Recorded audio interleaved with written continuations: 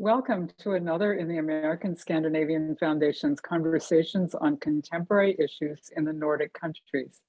I'm Sallie Anna, Director of Educational Exchange and Special Projects at the American Scandinavian Foundation, and I'm pleased to introduce a discussion on refugee support and community creation in Scandinavia.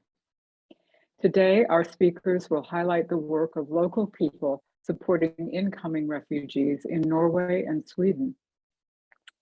I will briefly introduce each of the participants in our discussion, and then turn things over to Sallie Anna Steiner, and the participants will give you more of a sense of who they are and the kind of work that they do. Bente Nygård is currently director of the Solbakken Asylum Center in Florø, Norway, which is owned and operated by the municipality on behalf of the state. Bente has a master's degree in ethnology with a focus on religion and history, social anthropology, and pedagogy. Since graduation, she has worked with asylum seekers, refugees, and the resettlement of refugees in a variety of organizations. Kerrion Murhesa is the co-founder and CEO of Protégé International and a cultural facilitator at the International Organization for Migration in Norway. He is former DR Congolese asylum seeker to Norway. Mårthen Mirza now works as head of culture in Lund, Sweden. A former journalist, activist, and volunteer with experience in Palestine, he was site manager at the Welcome Center for Refugees in Malmö, Sweden in 2015. Adam Dean is 33 and arrived in Norway in 2015 as a refugee from Syria, where he worked as a teacher. He fled the country due to the war and is currently studying Chinese and Arabic at the University of Bergen. Our moderator today is an American Scandinavian Foundation Fellow, Sallie Anna Steiner, a folklorist whose research has focused on material culture and grassroots organizing traditions among refugee communities in Norway and the United States, received her PhD from the University of Wisconsin in 2019. Her doctoral dissertation, Stitched Together, Craft and Community at a Refugee Sewing Group, drew on 2 years of fieldwork on the craft traditions and practices of refugee women, particularly women from East Africa. Sallie Anna continues her involvement in refugee issues through her independent academic research and her involvement with the volunteer group Open Doors for Refugees in Madison. She works at the Wisconsin Academy of Sciences, Arts, and Letters. I'm pleased to be able to welcome you all today and look forward to your conversation. Sallie Anna, it's all yours. Yes. Thank you so much, Sallie. And I'll do that share now. All right. Yes, as Sallie said, I'm a folklorist with my focus is on migration and handcraft traditions. And I've worked primarily through my research in Western Norway, which is a place that's represented by a couple of the people who are part of our talk today. So you'll get to hear more about that. I wanted to start this talk off by giving you an introduction into refugee issues in Scandinavia, primarily, with this statistical background about, who's coming, how many people, to give us kind of a basis off of which to understand the discussion today. So I'll just take a few minutes here. So today in the world, 84 million people are forcibly displaced around the world. This is an unprecedented number. There have never been so many forcibly displaced people in the world in recorded history. And this number grows every time I check the UN statistics. Over half of these people, 48 million, 48 million are displaced in their own country. This is because it is truly very hard to move over borders, especially for people who may be leaving in a hurry, or who may be very threatened or marginalized and are therefore not able to secure identity documents, let alone visas, before they leave. And yet in order to be declared officially a refugee under international United Nations law, it is required that a person travel to another country and state a claim that they are not able to safely travel back from where they came. So we have 36 million people who are displaced in another country than the one they were born in. People who manage to make it out of their own country, dreaming of Europe, often wait long years in camps and even detention centers in places like Uganda, Turkey, Libya, for a chance to have an asylum case heard in court, or for a chance to get on a boat to travel illicitly to safer harbors of the EU. A lucky few do make it to countries like Sweden and Norway and wait to see if they will be granted residence permits, or to see if they will be forced back or forced to live undocumented abroad. Sweden and Norway are difficult destinations for most refugees to reach. Those lucky few who make it there come from countries as diverse as Eritrea, Somalia, Sudan, Afghanistan, Iraq, Iran, Syria, Congo, China, Ukraine, and Palestine. And I have a couple maps of where people come from who are seeking asylum in Norway. So this is a map showing refugees to Norway in 2015. They represented 169 countries. You'll notice on this map that there's some oddballs, like there's a data point for Germany, and people wonder what's going on there. And it's my understanding from my conversations with Bente that is because some people don't declare their actual nationality. And so they write down in the, when people arrive, if they're not declaring their nationality, if their nationality is somehow in question, then they'll write down sometimes the country they transited through. But you can see where the big data points are: Middle East, East Africa, some South America, and Southeast Asia. In Sweden, meanwhile, this is some statistics of where asylum seekers have come in Sweden in the last 3 weeks. So Afghanistan, Syria, Iraq, Ukraine, and then we have this data point here, statslös, which means stateless people. That's people who, for some reason, don't have actually a citizenship anywhere in the world, which is a more common situation than you might think. Some people, because of their ethnicity or the place their parents were born, are not allowed to be citizens in the place they were born. And so statelessness is a cause of displacement for a lot of people in the world. Let's see, yes. So these individuals represented in these data points here become refugees for many reasons, including war and poverty or persecution because of ethnicity, religion, gender, sexuality, family status, or involvement in social, political, or environmental work. A lucky few travel by air to request asylum at airports like the ones in Oslo or Stockholm.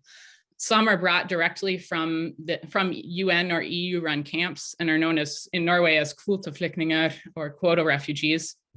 Some have walked through Europe, perhaps arriving on boats to places like Greece and Italy. A few years ago, during the humanitarian crises of 2015 and 2016, when over 1 million Syrians came to Europe, large numbers of people showed up in Sweden and Norway by foot and by bus to request asylum. By and large, Norway and Sweden responded to that call for aid. In 2015, Norway resettled 11,700 people, and Sweden resettled over 30,000. This is still a small number when we consider that total number of displaced people in the world. However, it is a major contribution, and two of the people you'll hear from today have been part of this massive social movement by Scandinavian-born people to support refugees and asylum seekers whose lives are represented in these data points, and two of whom are with us today. This commitment by the state to protect vulnerable people has unfortunately waned since those record years. And today, Norway is resettling lower numbers of people than it has in decades. As you can see from this graph here. So this graph on the left is a little busy, but this light blue line represents refugee resettlement since 1994. And you can see in 2020, the number of people resettled was on par with what it was in 1996, which was another low year. So quite low resettlement occurring in Norway comparatively to what it was a couple of years ago, or even a decade ago. Meanwhile, Sweden has been more consistent, but its numbers have also been on a downward trend in recent years. Here you see a graph from 2012 to 2020, and we see that big spike in 2016 of all the people who were resettled in Sweden. But we can see that this number has been going down. So in 2017, 2018, 2019, about 20,000 people getting resettled. Last year, 11,400. Looking historically at Sweden, here's a very busy graph for you, but where we are today is much lower than where Sweden has been in the last decade. So there's this downward trend, and it remains to be seen whether we catch up in terms of these global contributions post-COVID. While COVID has introduced new logistical barriers to migration, these downward trends began before COVID started and are a product of the increasing militarization of Europe's outward borders and a tightening of administrative immigration channels in Sweden and Norway since those record years of 2015 and 2016. Put simply, to both reach Scandinavia and have your asylum case accepted is a very difficult feat. And yet the number of displaced people in the world continues to rise. Still, individual lives are saved through these processes, and regular people in Sweden and Norway, including both native-born people and refugees themselves, are working to create community and advocate for their neighbors in spite of the walls of infrastructure and the walls of bureaucracy that nations impose. And that's what we'll be talking about today. So I'll move on to have our panelists introduce themselves. Thank you. So anyone want to volunteer to go first?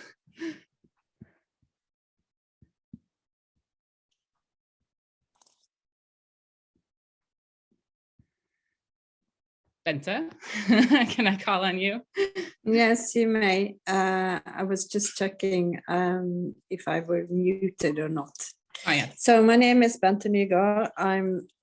I saw in the I heard in the presentation, I'm presented as the director of, I'm not used to those terms. I call myself the leader of our asylum camp because that's the Norwegian word we use. I'm the leader of the asylum camp. So I've had this job since 2017. A bit on and off. I can explain that later on. But anyway, it's an asylum center which is owned and run by the municipality. We are 9 people working there, all in all. We can house 210 asylum seekers and this is also a small town. We are about 7,000 inhabitants in our town, so it's a small town. But actually, the size of the asylum center is quite normal in Norway because we have asylum centers all over Norway. So, yeah. So from 150 to 200 people, that's like a normal size. So I've been working with refugees since 2003 for municipality, for different municipalities and etc. And also I was graduated as an ethnology student, but because of that, I should be working a folk museum, but I never did.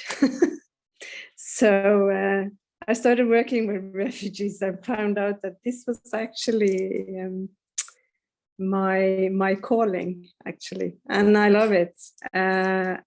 I get to see people from almost all over the world every day.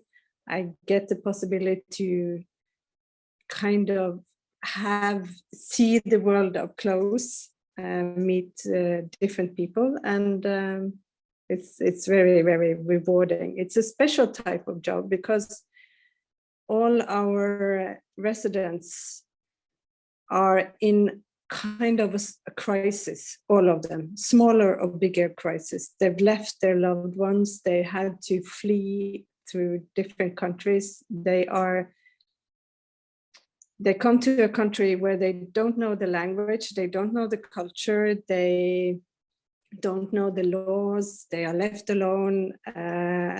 Just by fleeing is, it's quite difficult. I guess everybody can imagine that.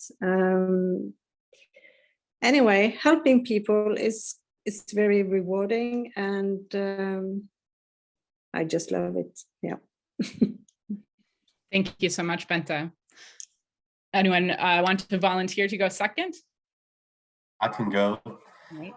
Mårthen Mirza. Right now, I'm not professionally working with these kind of issues. I'm the head of culture department in the city of Lund, a smaller city outside of Malmö in southern Sweden. The reason I'm here, I guess, is in 2015, we had a very special situation in Malmö. There was, as you were mentioning before, Sallie, and there were a lot of people coming to Sweden and to Malmö especially. There's a train coming in from Denmark to Malmö like every 15 minutes. And for a while in the autumn of 2015, every train, when it stopped, there were a lot of people just coming off and wanting to seek asylum in Malmö. And there were a lot of people to welcome, greet, take care of, and administrate. So I was hired to be the site manager of a welcome center. My profession is from the culture side. I was producing rock festivals and things like that. And they realized wisely that it's the same kind of profession, same kind of infrastructure to build a welcome center. We needed tents, we needed lights, we needed signs, we needed toilets, we needed queuing systems, and we needed some happiness and party. So we built up pretty much a festival site close to the central station to greet and welcome people, and also to organize all the formal bureaucratic structure around it. People need to fill in some forms, wait in line, get in the right buses to the right administrations. And that went on for quite a while before the policy suddenly shifted and the borders closed. And all these things we had built up during time, we recruited like 400 people in a couple of weeks to work professionally or voluntarily with this welcome center. And suddenly the borders closed, people stopped coming, and then after that I wrote some of the evaluations about the situation. Since then I've been following closely the development in Sweden and especially in Malmö, and the shift in policy and also the shift in public opinion regarding these questions, which has been quite radical and quite frightening in some ways. So right now I'm working with culture, and when you work with culture, it's inevitably that you also deal with these kind of questions, because culture is how people move around, how people interact, and how people think and work. So even though I'm not directly working with these kind of questions now, I follow them closely every day, and it's really interesting to take part of this discussion. Thank you so much, Mårthen. Kerrion or Adam, would you like to introduce yourself? All right, Kerrion. I can go. All right. Yes, my name is Kerrion Joseph Murhesa, as Sallie said earlier. First of all, I'm super excited to be on the same panelist group with one of my mentors. I've worked with Bente for so long, and she's one of the people I literally look up to. So it's an honor. Currently, I'm working with IOM, International Office of Migration. IOM is an immigration wing of the United Nations, and I am from Congo, DR Congo, since it's two.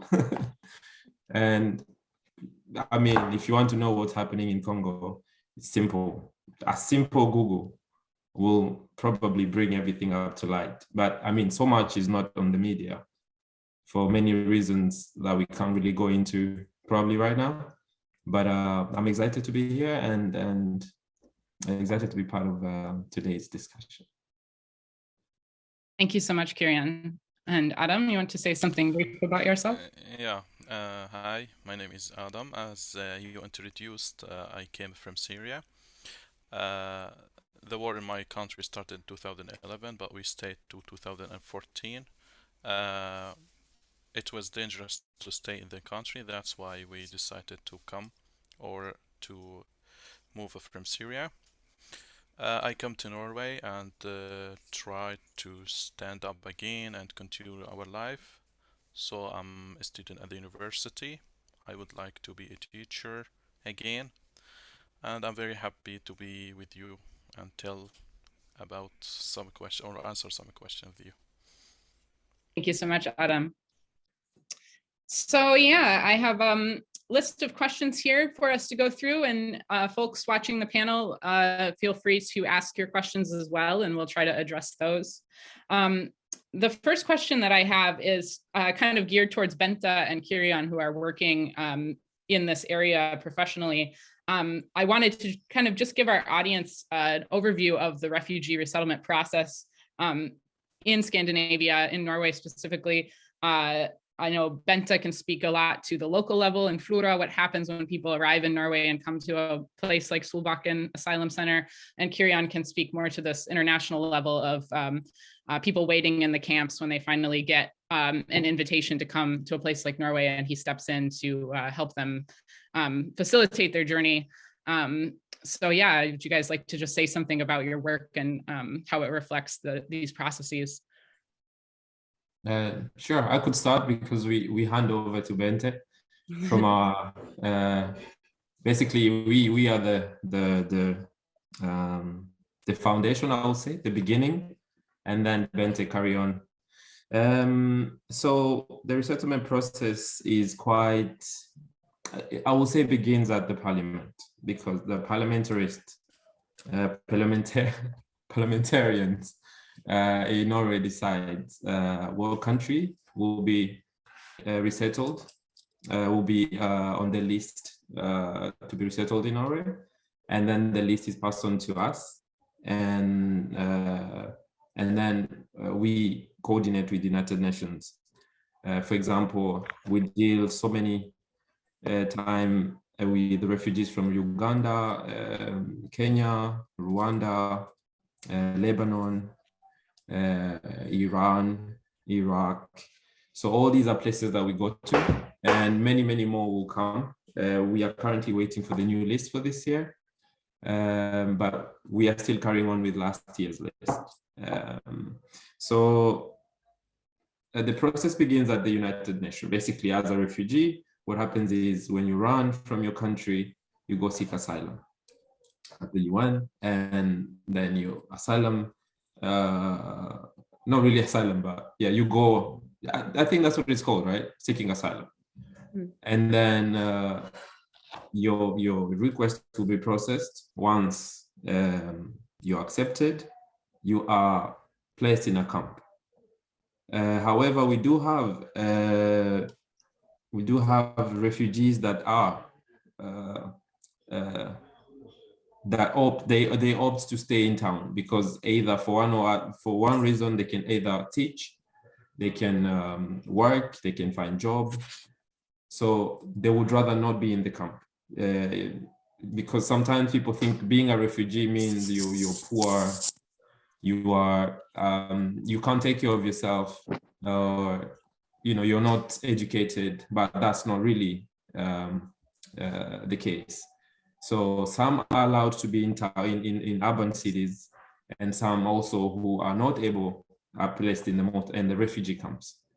So then we would come, and for example, in our case, we talk about Norway before you resettle to Norway. There is many, as you know, in camp, there's many people live there for many years, and there is also stories that are told that either is true and sometimes not true. So for example, many refugees will come believing that in Norway, if you come here as a single parent, as a woman, you get married to a dog, for example, right? But that's not true. However, there must be someone who was either mentally sick that started that rumor. However, another example is, for example, we also have Afghan refugees.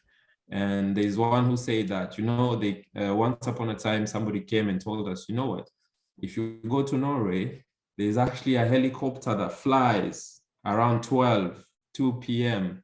to spray perfume in town so that the place can smell nice.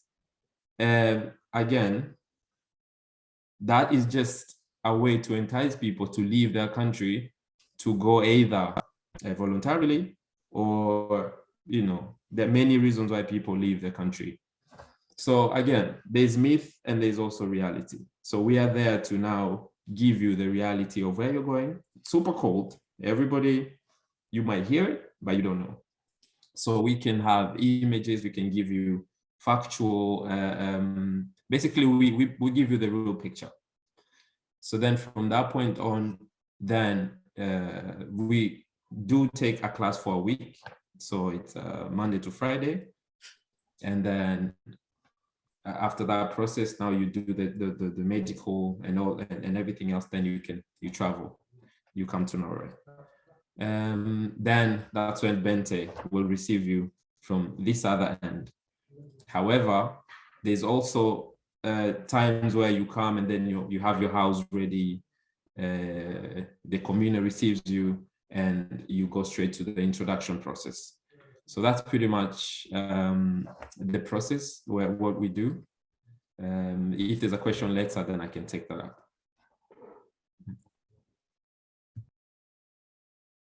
Yes, Bente, would you like to talk a little bit about what happens when someone gets through this process of Kerrion helping them understand where they're going to Norway, and then they eventually land in Norway, and then what happens after that?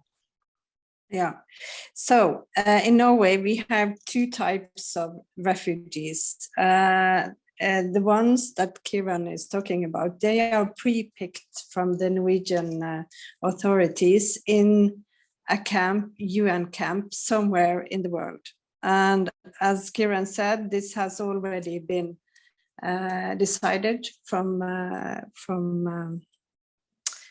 the state, which country, how many, and what type of social profile these people should have.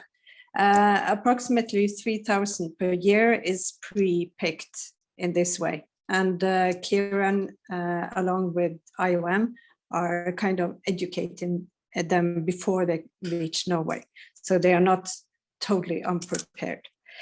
The second group of refugees is the asylum seekers who come here on their own feet, or by bus or train or whatever. So these refugees has, for some reason, left their country, and many of them are from, of course, Africa or Asia, and they've been traveling for a long time. Statistically, they've been traveling for 8 months before they reach Norway. So last year, Norway received almost 1,700 asylum seekers this way. And as you mentioned before, Sallie, this is quite a big drop since the big high in 2015. Okay, and then we have a very clear procedure how we deal with this. Everybody has to go to this reception center in the eastern part of Norway, where they talk to the police, they are registered, taking pictures, fingerprints, who are you, where do you come from, do you have ID papers, etc., etc. And they have a health check. So after that, the Directorate of Immigration will have an interview with them. Normally that takes about 7 hours, where they have to tell everybody, who are they, why are you here, why can't you return, etc., etc. So after they finished with that process, because we call this as a transit center, they are sent to an ordinary asylum center, which we are. There are 3 different, we are the municipality, and we run one reception center. There could also be private companies who does it, and also ideal organizations.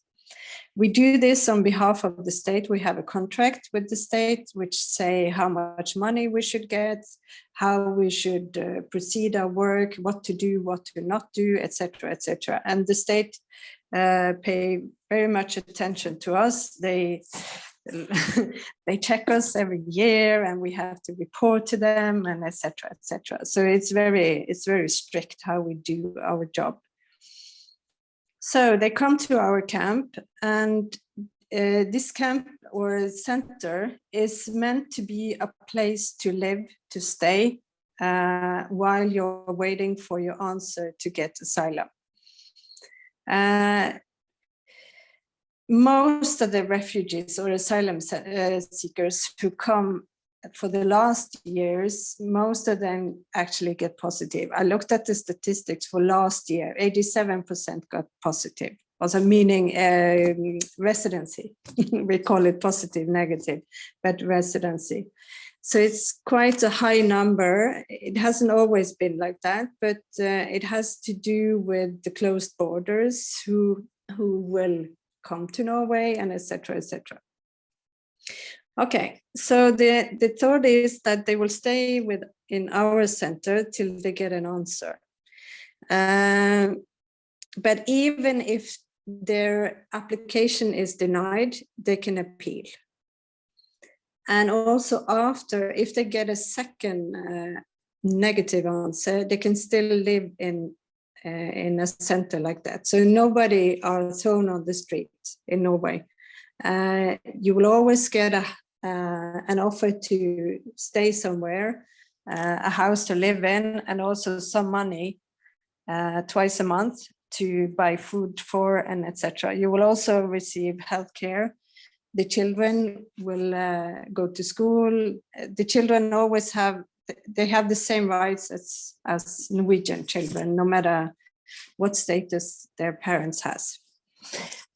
This also means that we have people living in our center who has been living in such a center for 15, 16, 17, 20 years, actually. They are here illegally. They are not asylum seekers anymore. They are illegal immigrants, but yeah, the situation is kind of stopped, but they can still live with us. After they they got their asylum case denied, but the state is not acting to deport them yet. So the asylum center allows them to continue living, at least the police, until the police come to take them away. Yeah, of course, sometimes the police come, but then the police has to be quite sure, they have to be absolutely 100% sure that this person is from this and this country. So if they lied about it, it's difficult, because if you try to send a person back to a country and they say, no, we have never heard about this person, they would just send them right back. And then you have lost a lot of money for no reason. Okay, but anyway, those people who get positive, get residency, then they are appointed a municipality where they are resettled. We have altogether, I found the statistics here, we have, let me see, all in all, Norway have 356 municipalities, and of those, there are 212 who resettles refugees. And this is a political decision made by the municipality, by politicians. Our municipality are gonna resettle 40 people this year. So we have the asylum center, but we also resettled refugees. After they move out of the center and move to their municipality, they start this introduction program, which will last for about 2 years. During these 2 years, they have to go to school, learn Norwegian. This is a full-time program, Monday to Friday, 7.5 hours. Yeah, they have 5 weeks vacation as everybody in Norway. So they have to learn Norwegian. They will have practice period after a while where they go to, they work in different companies to practice their Norwegian. And after these 2 years, the idea is that they can manage on their own, get a job, speak enough Norwegian to cope. So this is basically the Norwegian system. The refugees can come with requests. Where do you want, which municipality do you want to go to? Earlier years, the state would not, normally they wouldn't consider their wishes. They were just appointed a municipality because we want to use the whole country, not just the central part of Norway, but we use the whole country to resettle refugees. The last years, most of the refugees get their wishes granted. So if they want a specific municipality, most likely they will get it. Of course, we try to recruit people to resettle here in our commune. Earlier on, we managed to do that, but for the last 2 years, none of them want to stay here. But they all have good reasons. They have relatives in another part, they have friends, blah, blah, blah, etc., etc. So, yeah, so that's the Norwegian system in a nutshell. Yeah. Thank you so much, Bente. I know it's a huge topic, but hopefully that gives folks a little bit of a sense of how this process works. And now I want to move to talking a little bit about, as opposed to so there's the state system that's happening, but then there's also lots of volunteers, lots of regular people in the community that are supporting refugees. So I'm wondering, from the panelists, what kinds of local groups in your community are working with refugees? And perhaps we'll start with Mårthen and Adam for this question. Yeah, thank you. It's really interesting to hear what Bente and Kerrion describing, because the process in Sweden is quite similar if you're talking about the official process, and that's the way it's supposed to be. But then there's a lot of people who's not fitting into that process. I mean, we have a lot of people in Sweden who have been denied asylum and still manage to stay within the society in somewhere, and they are like a hidden group. They are under the radar. They are a lot of times paperless or living in false identities, but they are still a part of the community, working there, finding their ways of being citizens. And a lot of the work from the NGOs and the civil society is to take care of this group, because these are people who are not taken care of by the state. They are not given money. They are not being helped with housing. They are not always allowed healthcare. They are outside of the system. And there's a lot of NGOs and groups working with these. And these are all kind of groups. It's like doctors volunteering, putting up clinics to help this specific group actually getting healthcare.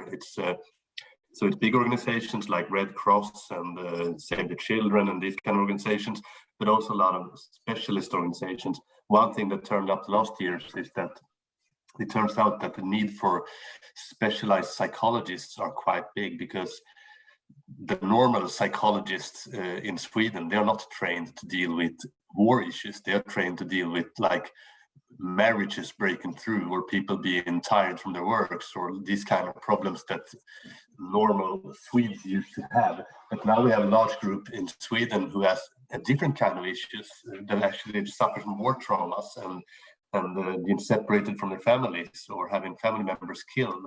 And this is not something you're trained for in Swedish when you study for a psychologist in Sweden. So now there are organizations building up with special trained psychologists to deal with this. So there is a large number of people and organizations finding their ways of helping these groups, both groups living under the radar and the groups in the kind of system that Bente described. So I think there's a lot of good initiatives taken all the time. Thank you. Yeah, I know Adam has been a part of the Red Cross in Western Norway. Adam, do you want to talk a little bit about the Red Cross or some other groups that you've seen in Førde and Jolsted and Bergen? From the beginning of coming to Førde in the west of Norway, so I tried to be in the Red Cross because they are offering like courses like for refugees or for new people who are coming to integrate in the community. So I started with the Red Cross, and I started with something called DNT, which is like for a trip. It's like a community for a trip, which helps people to find out the country, the nature, mountains. So I was active with those kind of organizations, and I think they are very good for new people to know a bit about the local people. And there is like an activity which is called Språk Cafe. It's like language cafe, which helps people to meet the local people, try to speak with them Norwegian, the native language, and to try to show them the culture, the Norwegian culture in this meeting. Yes, I've always been really impressed, particularly in Western Norway, like what Adam's talking about with Red Cross and this, the Norske Turlaget. That's the one you mean, right, Adam? DNT, the Norwegian Hiking Association, bringing lots of refugees for hiking trips and things like that. And in Florø, we had an organization called NOSFO, that was a Norwegian, Norway's organization for refugee self-help. So it's an organization by refugees for refugees that hosted women's exercise group, hiking group, hosted the sewing group that I studied in my PhD. So all over Norway and Sweden, there are these local groups that are contributing in these ways. And I think it's really amazing. Kerrion, did you have something to add? Yes. Just to add a little bit on what Bente said about also there's the refugees or people who wanted to stay in Norway who also want to return home. So IOM does have a return home with dignity program where we go around Mårthen in Norway to try to convince the people who have the final response from UDI to say, you know what, you can always go back home and start afresh, and you get an incentive from the Norwegian government that helps you to start either money, or if you want the incentive to go towards your school or towards finding you something to do, business. So that's something also that Norway does as far as trying to help these people, because when you stay here, you can't work. Obviously, you're a burden to the government, and you're just there and you're not doing anything. Obviously, everybody you want to wake up in the morning with a feeling of wanting to contribute. I remember Adam mentioned, we were in a Red Cross together, pushing, trying to start something, because you just don't want to sit somewhere there wondering, okay, cool. Because I was one of those who came to Norway willingly, like Bente mentioned. But I was fortunate enough to not come on foot or in the boat, because I always admire the courage of the people who does that. And you just you imagine the courage and the I mean, I've never really it's always a humbling moment for me when I hear somebody tell me I worked for 9 months, 10 months to get to where I am today, and this really means the world to me. So it's a job that is very giving for me, because I also worked in the Mårthen, and every time you hear stories and someone actually trusts to tell you the far they've come. So personally, I was fortunate to come on the plane via the airport, but when I did, I was handed over to the Mårthen, like the one that Bente is managing. And so I had never met someone from Syria before. Iran before, Afghanistan. So everything was allowed in the process. You're like, okay, Somalia. I mean, I hear about you, but okay. Eritrea. And all of a sudden, when we are done with that phase, now you have friends from all over the place, all across. It's an amazing melting pot. But yes, there's a project and program that Norway does support the ones who want to return home, and to urge the ones who do not have the permission to stay here to take that opportunity so that they can start afresh in their own countries. Thank you for that context, Kerrion. Yeah, I think what the local groups do, whether someone is a person who is just waiting on their asylum case, because like Kerrion says, when you're, and I think this is something a lot of people don't understand immediately, when you're waiting on a decision for an asylum case, you can't legally work. And this wasn't always the case in Norway. This became the case, I think, in 2011. And people who did not have the residence permit couldn't work anymore. That was a law change. And so people that are waiting in the asylum center on a decision, they're just waiting. And these local groups are a way to help people stay engaged as regular citizens of the town that they're living in. And then it's also a way for people who are stuck in Norway to stay involved. Some people do choose to go back home, like Kerrion is describing. Some people, that's a much more difficult feat because they're being targeted in some way. And for example, until very recently, due to the US's withdrawal from Afghanistan, Afghan people were being denied asylum in Norway in quite large numbers. And of course, going back to Afghanistan for a lot of Afghan refugees is very troubling thought. And so there were lots of, especially children who had aged out of the system who were living illegally in Europe from Afghanistan.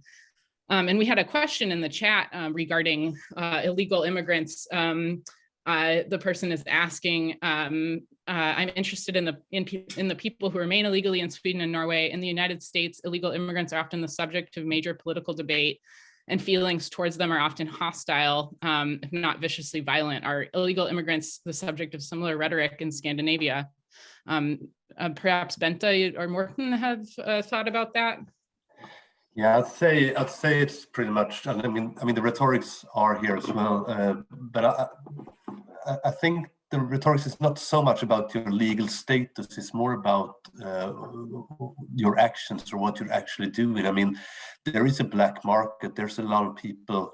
Some are here illegal, some are here legal, but they are outside of the system. They're not getting the white jobs, so they are working in a black sector, and there's a lot of hostility against that and the problems that are causing to the society, and there are different ways of dealing with it and different attitudes, and there's been a shift in attitude really for the last 5, 6, 7 years, which is more hostile and more taking some expressions that are really not good. So that discussion is here, but I don't feel it's the same way as in the States, where you have this more visible group of illegal immigrants or illegal workers. Yeah, I think that's the case in Norway, because it is quite a small percentage of the population as compared to the US. Unfortunately, in the US, we've allowed our immigration systems to backlog in a way that we have a lot of people who are undocumented in the United States. That's not so much the case in Scandinavia, although it does exist.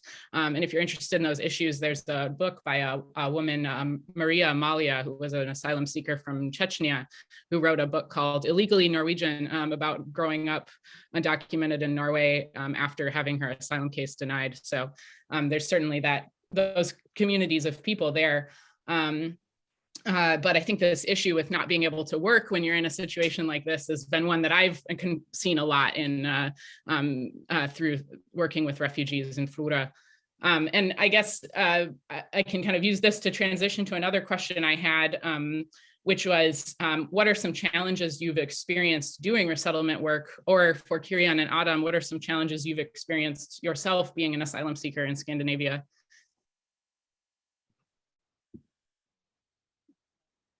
and the floor is open. Okay. Yeah, I can mention one initiative that like puts the finger on it. I think one issue is you need to get a job to really get into society. You need a job, and it's quite hard to get a job if you can't validate your education, or if you don't have a formal education, if you don't have experiences that like fit into the system. So there's been a lot of good initiatives where you actually sit down with people and say, okay, you may not have the education or the formal experiences, but what can you do? What are your expertise? What could you do? And a lot of women, for instance, they are really good in like cooking, sewing, like all these traditional ways of taking care of the household, and that can actually be capitalized. That can actually be a job. So, for instance, if you go to IKEA warehouse here in Malmö, if you buy in fabric for curtains, for pillows, there is also a room in the warehouse where you can go to people who are, most of them are immigrant women, and they help you to sew it and to put this fabric into pillows or curtains. So they make a profession out of it, and then they can go on with a real job and get further on. So that's a really good initiative. And there are several initiatives like that where big companies also find a way of capitalizing and use this, which gives them a way into society. Yes, thank you, Mårthen. Anyone else have any observations of difficulties or ways that groups, have helped in what Mårthen is describing? Yeah, I could go. Yeah, challenges. In the beginning, I think language was the #1 challenge for me. I can speak a few number of languages, and I would wake up, I'm like, why can we not speak French in this country? Like, it would have been really awesome. So me being selfish, because I come from Congo and, all that. And I grew up in Kenya, English is there. And then, but the reality is I needed to, wake up and get off my bed and couch, because it's quite a very comfortable couch at the Montag. That you can really sit there and just zoom in the TV and, but also another thing was culture shock. Norwegians were very hard for me to get to in the beginning. You meet today, you know one another. My name is, how are you? Pleasure to meet you. We meet again tomorrow. I say, how are you? You look at me like, who are you? Like, where did I meet you last? Like, what? I was with you yesterday. Like, we even talked for 3 hours, But then, it took some understanding. And later on you realize, okay, time, give it time. Like the Norwegian, we like to say, things take time. It is a Norwegian phrase where I had to learn that a step at a time. But then eventually, when, Adam mentioned Red Cross, when you join organizations, you get to meet friends who are either like-minded and who are willing to help you to grow from one stage to another, because they understand that it's a struggle for you.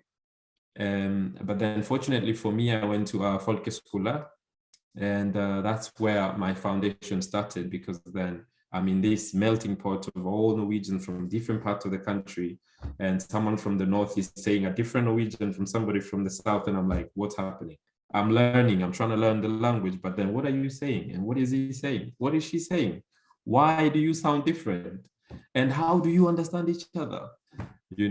So the dialects really rung into my head, and that was a shock for me. But then in the mix of things, we had a whole year together. I got to now understand all, like I can literally just hear you speak and I'm like, I know where you're from. And, we hit it off from there. Another thing I will say, the food was quite interesting. I come from, if you pass across my across my house, you'll actually, you'll know something is cooking in that house. There's somebody in the kitchen. And so when you go to a friend of yours with Norwegian and they give you knekkebrød. Knekkebrød is Bente, what is knekkebrød? It's a frozen bread or a dry Actually, bread? it's Swedish. It's from Sweden, Mårthen. knäckebröd, you use the same phrase. It's like, Right. Hard bread. yeah, what is it? It's Hard bread. It's dry bread. Very dry Dry, bread. hard, crispy bread. Dry hard biscuit. Yeah, you get a dry hard biscuit and a little salami on top, and you're like, Washigu, you're welcome. I'm like, what is this? And I'm here for sleepover. My friend, I need to eat. What? Can we have a meal? So another one that was really, really, really up top notch is one day I was sitting in the camp and I get a call from a friend of mine. I was getting to, you know, you make friends and then they say, hey, Kerrion, would you like to come for lunch? And I'm like, oh, sure. What time? We can meet at the restaurant XYZ. There's a restaurant in Florø in town there. So we met. Luckily, that day I said, I had 1,000 krona between me and poverty. And I said, you know what, from this meeting, I'll go do shopping. So we get there, we sit, it was about 4 or 5 people. So we are talking, chanting, yeah, what are you having? What are you having? What are you having? And then I'm asked as well, what am I having? I'm like, I'll have what you're having. Okay. So the food comes, we eat, we finish. Now it's time to pay the bill. And everybody's paying their own bill. And I'm like, wait, you called me. In my mind now, I can't say it. So I'm speaking out loud. I'm thinking, how am I supposed to pay this bill? It's like, this was not part of my plan. You called me for this meeting. But then, you know, it took some time to know that, okay, so if you get a call and you're here, you need to know that you must have something in your pocket. So, and, you know, I'm saying this to say that me working with IOM, helping quarter refugees before they come to Norway, is like a gift for me because I've been here, I've gone through it, and I'm here to tell you exactly what I've lived and to give you a real picture of what it is like, not to scare you, but to prepare you so that when you come, you're ready to, you know, hit the ground running. I wish I had that kind of, you know, explanation before I came, but yeah. Thanks, Kerrion. Adam, did you have anything you wanted to add about culture shock in Norway or anything like that? Yeah, I think that one of the most difficult thing is when people move from a country to a new country, because and especially when you come from a war, because you have experienced too many bad things. So when you come to a country, so you feel, okay, I'm lucky that I moved to a peaceful country. But at the same time, too many things come to your mind, like bad memories and too many things which stop you from trying to start again. So as Kerrion said, language one of the most difficult thing that maybe stops people to try to integrate in the community.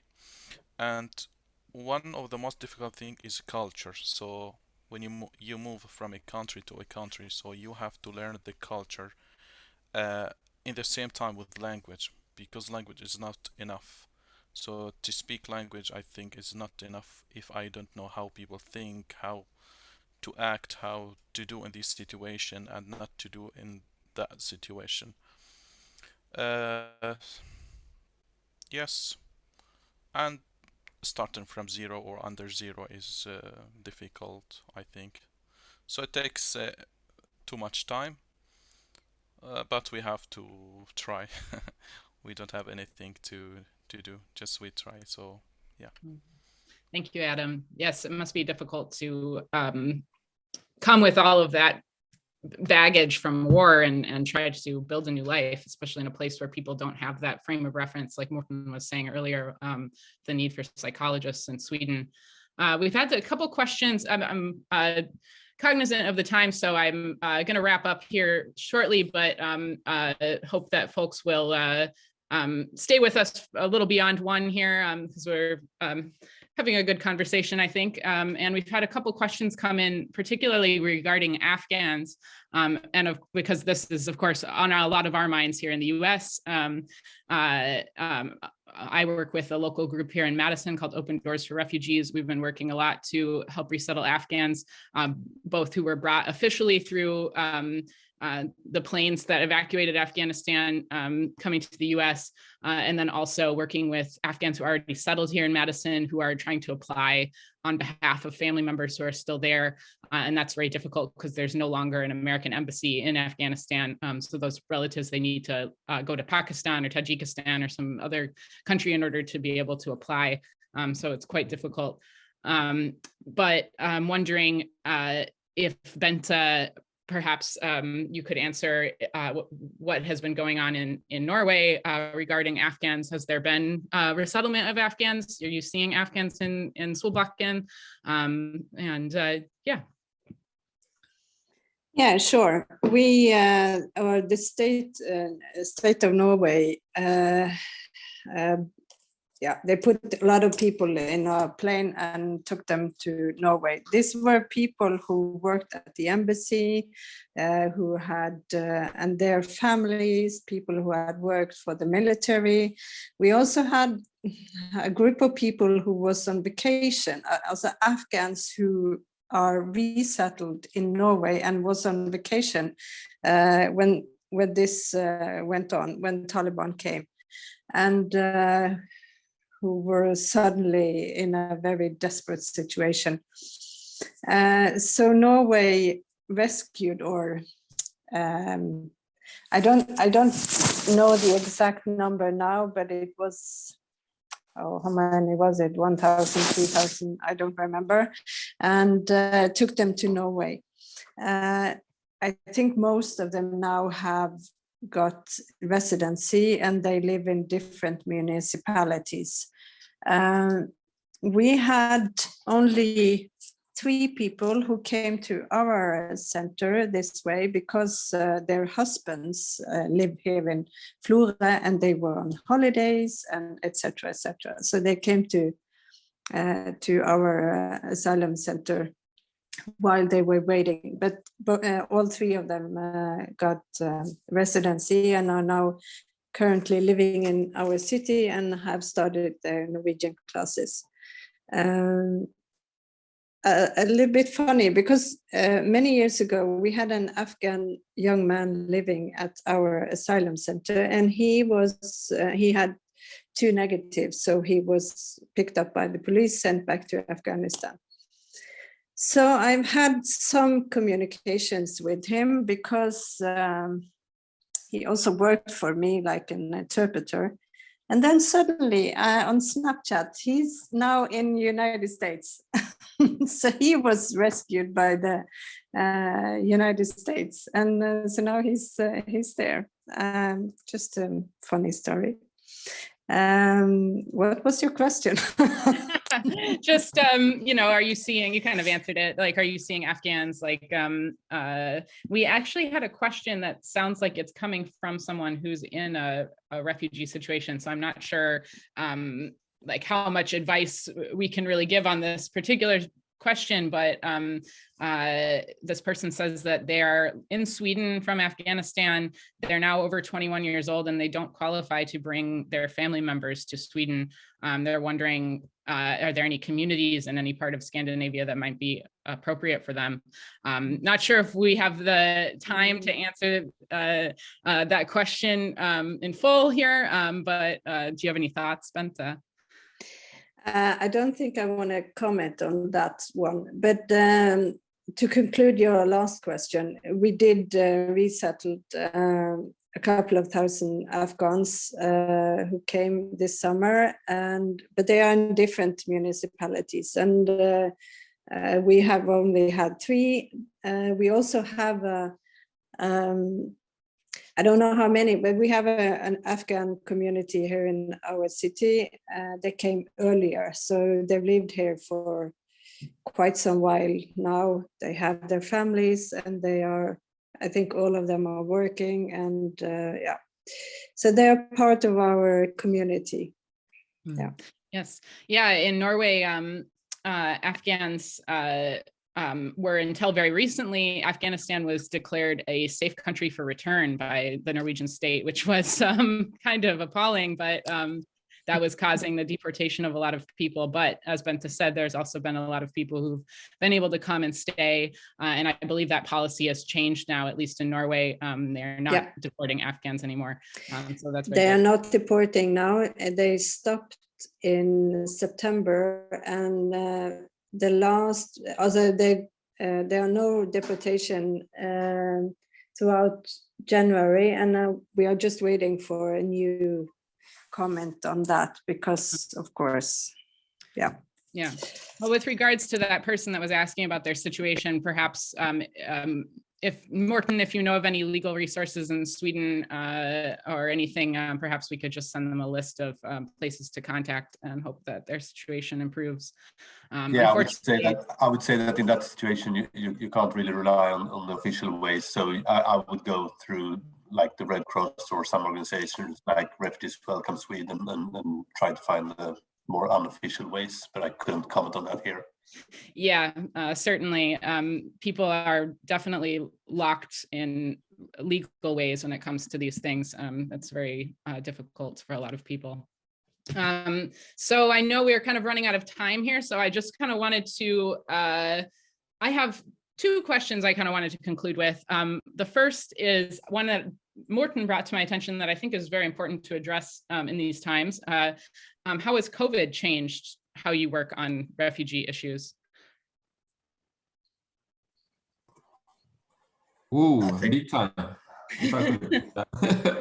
We do contact. This is a contact work of ours, and we get the most when we do that. So a few times we've done a few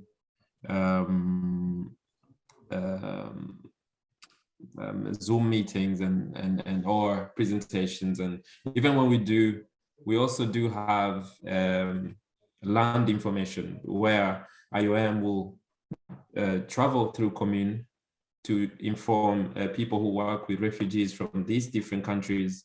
You know, they have questions, and when we do go to these countries or these camps where they're resettled, we try and learn the most, and we try to ask the most questions so that we can come and also pass that knowledge to our friends here in Norway. And also, you have to remember that we have people, for example, we have people from Afghanistan working with Afghan refugees. We have people from Iran working with Iran refugees. So you are more or less, I know most about Congo, like Adam would know most about Syrians if he was in that position. So COVID has really been a really stumbling block.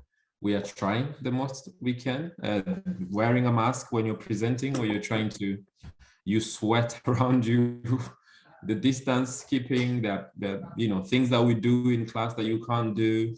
I mean, we're hoping that, the world becomes safer again for everyone. But yes, it's been a very, very challenging time for us. Thank you, Kerrion. Mårthen, I saw you speak up. Yeah, I guess the formal process is not affected that much by COVID, but the integration process is really even harder now. Swedes are known for being an antisocial people, and right now we're isolating indoors in our homes. How can we integrate in a society where everyone is indoors in their homes? It's a hopeless situation so I can just imagine coming here right now. Yes, certainly. We dealt with that at the beginning of COVID with some newly arrived folks through Open Doors, trying to help them get connected with this society in these times is very difficult. And I'm sure the work of a lot of these grassroots groups is made more challenging right now. Bente, are the groups meeting in Florø, like NOSFU groups and like the sewing group and different things? Well, we still have a COVID issue because the sewing group was supposed to start again last fall, but we are still waiting.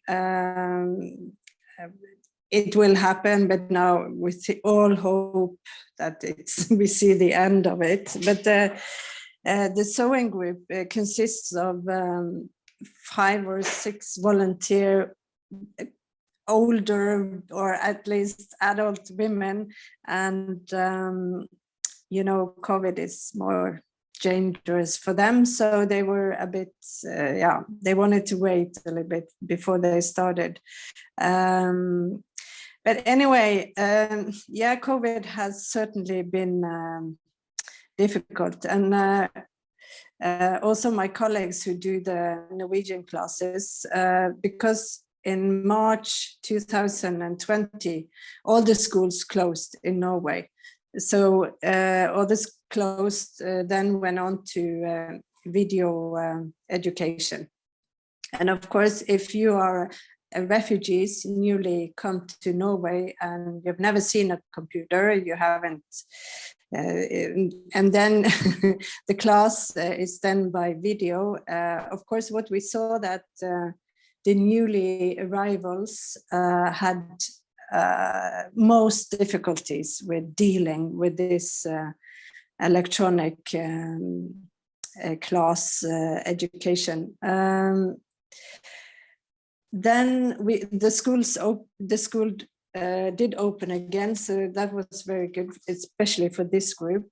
Things has been happening for the 2 last years, but of course it has been much less than we normally would do. But still, there are volunteers who have activities for our refugees, and it makes me kind of actually very proud of the community here in my town, because us being a resettling municipality and that we have an asylum center has never been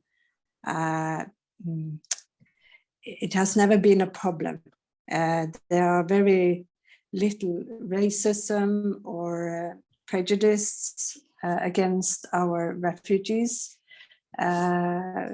Actually, quite the opposite. We have the Red Cross, we have the Save the Children, we have other women organizations, we have just normal volunteer people who come to us and ask, is there anything you would need help for? If we have a Facebook, if we post something on Facebook that, okay, now we need rain clothes or we need clothes for children, people are just handing over so much clothes to us. Last Christmas, we had this lady who come to us and said, I want to give a Christmas present to every child in our center. And we were talking about 50 children. So a lot. And she came back, she had one present for each child, just because she wanted to. And she didn't want any fuss or don't go to the newspaper or anything. She just wanted to do that. The hotels in Centrum, which also Kerrion knows, they also had the Lonely Christmas Tree project, that the people in this town could come to the foyers of these hotels and bring in presents for the children living in the asylum center, also at the women's shelter. And people come and they give and they give and they give. So maybe, at least from my experience, our city doesn't have a problem with all the refugees. They are warm welcomed, and people try to help the refugees, and they are quite welcoming. I don't know if that's special for our town, or I don't actually know why, but it's just always been here. Florø, to me, has been one of the places I've worked in Norway that has been the most welcoming of outsiders. And I don't know if it has something to do with being a harbor town that has been welcoming people from the sea for a long time, but it's really a unique place.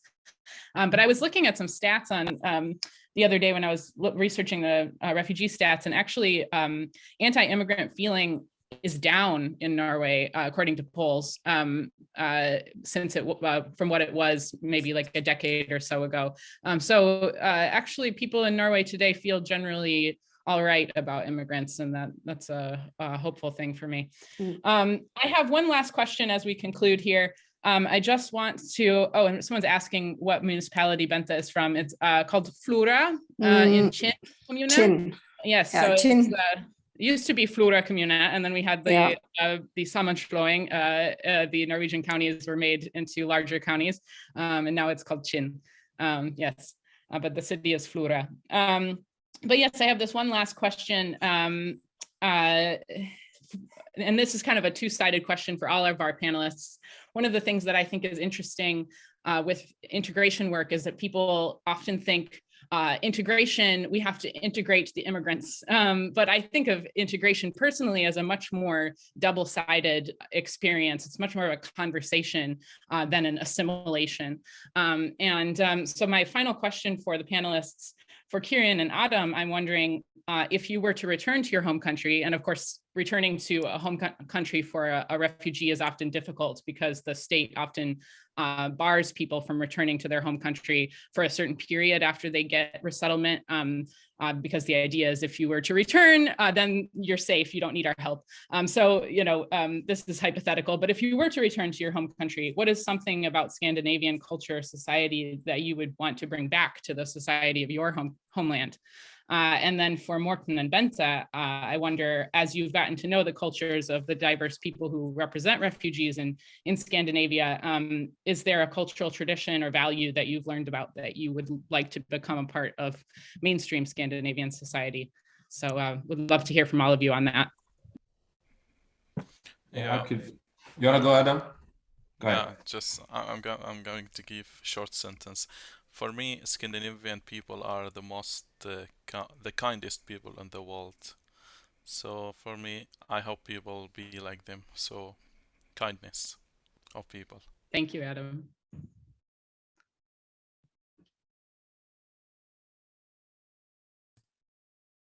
Yeah, that was really, that was brief, Adam. We're all waiting. I kind of lost my train of thought. So the question, what was the question again, Sallie? Question was, if you were to return to your home country, what is something about Scandinavian culture or society that you would want to bring back to the society in your homeland? Okay. I mean, luckily for me, I'm now in my own country because now I'm Norwegian. However, if I was to return to Congo, which I will, certainly, the one thing I love the most, I realized, because for me, I'm in Norway as a student. I'm a student of this culture, of these great people. What makes Norwegians tick?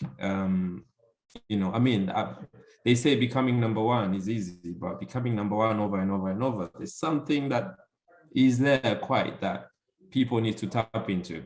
And for me, I realized that it begins at kindergarten. Barnehage.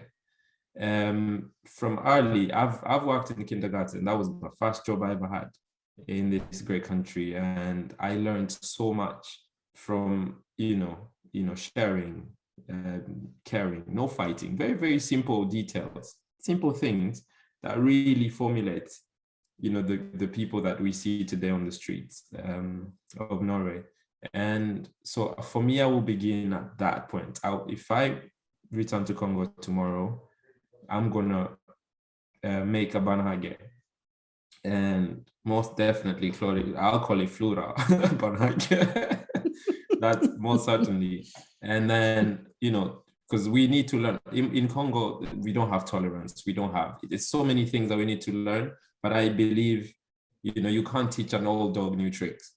We need to start now with the new our kids. That here is the beginning. Let's see how to make this foundation as we go up. And as you know, if you have 2 kids in barnehage, that means you have their parents as well. So when you call a meeting, you have the parents and you have the kids. So in a way, you get to talk to the kids, and you talk to their parents as well. So for me, that's what I would take that and run with it there. Thank you, Kerrion. Bente and Mårthen, do you have any thoughts on the other side of that question? I think maybe because I come from a small country, and there are many myths about the people from my area. One of them is that we are very mute. We don't speak too much. If there's a fire, maybe we would talk to each other. So, oh, it's a fire, maybe we should go. Okay, so I think all the refugees, because whenever I meet the refugees, they say, "Oh, hi, how are you?" Even if I'm bicycling past them, it's like, "How are you?"